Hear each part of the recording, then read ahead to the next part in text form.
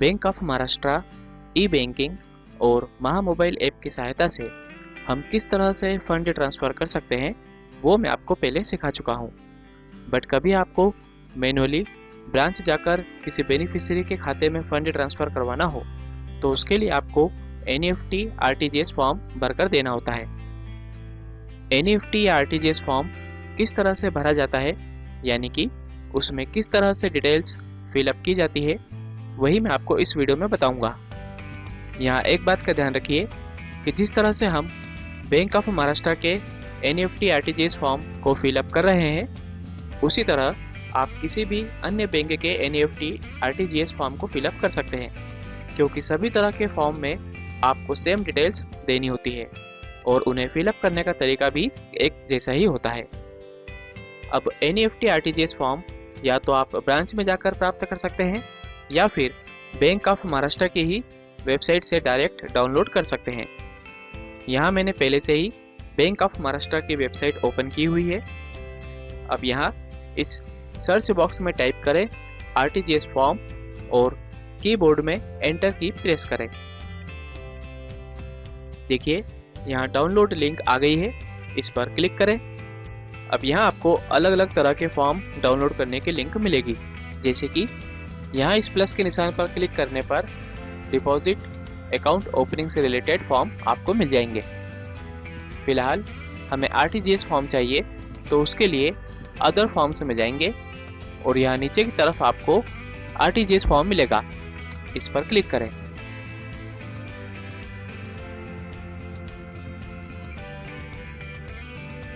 ये देखिए form open हो गया है। इसको हम यहाँ क्लिक करके रोटेट कर लेते हैं, यानी कि सीधा कर लेते हैं।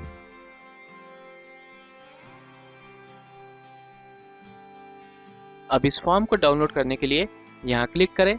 इससे फॉर्म आपके कंप्यूटर या लैपटॉप में डाउनलोड हो जाएगा और आपको जब भी ज़रूरत हो आप इसका प्रिंट लेकर उपयोग में ला सकते हैं। और अगर सीधे इसका प्रिंट देना चाहें तो यहाँ क्लिक करके इसका प्रिंट आउट भी निकाल सकते हैं। चलिए अब देखते हैं फॉर्म किस तरह से फिलअप किया जाता है। फॉर्म फिलअप करने से पहले कुछ बातों का ध्यान रखें, जैसे कि फॉर्म भरते समय कोई भी काट छाट नहीं होना चाहिए या ओवर राइटिंग नहीं होना चाहिए। फॉर्म कैपिटल लेटर्स में ही भरना चाहिए, क्योंकि कर्सिव राइटिंग में कई बार आप जो लिखते हैं वो सामने वाले को समझ में नहीं आता है। इससे गलती होने के चांसेस बढ़ जाते हैं या फिर हो सकता है बैंक आपके RTGS NEFT फॉर्म को एक्सेप्ट ही ना करे। अगर आपका सेविंग अकाउंट है तो फॉर्म पर सिर्फ आपकी सिग्नेचर से काम चल जाएगा, लेकिन यदि आप अपनी फर्म के बैंक अकाउंट यानी कि करंट अकाउंट से NEFT RTGS करवा रहे हैं तो आपको साइन के अलावा फर्म की सील भी लगानी होगी। चलिए अब फॉर्म भरना शुरू करते हैं। इस ऊपर वाले हिस्से में जिस व्यक्ति या फर्म के अकाउंट से फंड ट्रांसफ़र होगा या जो व्यक्ति या फर्म फंड ट्रांसफ़र कर रही है उसकी डिटेल्स आएगी। यहाँ सबसे पहले जिस डेट को आप NEFT RTGS फॉर्म बैंक में दे रहे हैं वो डेट डालें। यहाँ रिसीव्ड फ्रॉम में जिसके अकाउंट से फंड ट्रांसफ़र होगा उस व्यक्ति या फर्म का नाम लिखें। यहाँ उस व्यक्ति या फर्म का अकाउंट नंबर लिखें। अब यहाँ आप चाहें तो अकाउंट टाइप डाल सकते हैं, अदरवाइज इसे ऐसे ही खाली छोड़ सकते हैं। अब जितना अमाउंट आप ट्रांसफ़र करना चाहते हैं वो अमाउंट यहाँ लिखें।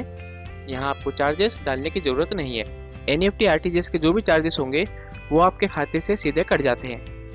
पर ध्यान रखिए, यदि आप SBI बैंक के अकाउंट होल्डर हैं तो आपको यहाँ पर NEFT RTGS जो भी आप कर रहे हैं उसका चार्जेस भी यहाँ लिखना होगा। अब यहाँ भी अमाउंट लिखें। अब यहाँ जिस व्यक्ति या फर्म को आप फंड ट्रांसफ़र करना चाहते हैं उसकी डिटेल्स आएगी। यहाँ उस व्यक्ति या फर्म का नाम लिखें जिसे आप फंड ट्रांसफ़र करना चाहते हैं। यहाँ उसके बैंक का नाम लिखें। यहाँ उसके बैंक की ब्रांच का नाम लिखें। यहाँ उसका अकाउंट नंबर लिखें।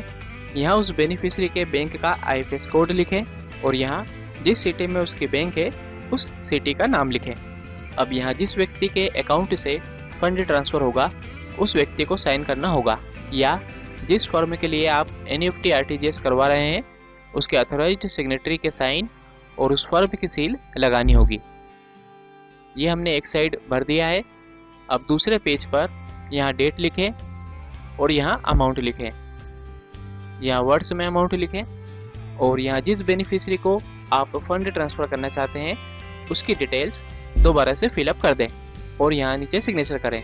पूरा फॉर्म फिलअप करने के बाद एक बार उसे अच्छी तरह से चेक करें, खासकर बेनिफिशियरी की डिटेल्स, यानी कि जिसे आप फंड ट्रांसफ़र कर रहे हैं उसके अकाउंट की डिटेल्स एक बार अच्छे से चेक कर लें। अब आप जितने अमाउंट का ट्रांसफ़र कर रहे हैं उतने अमाउंट का चेक आपको इस फॉर्म के साथ देना होगा।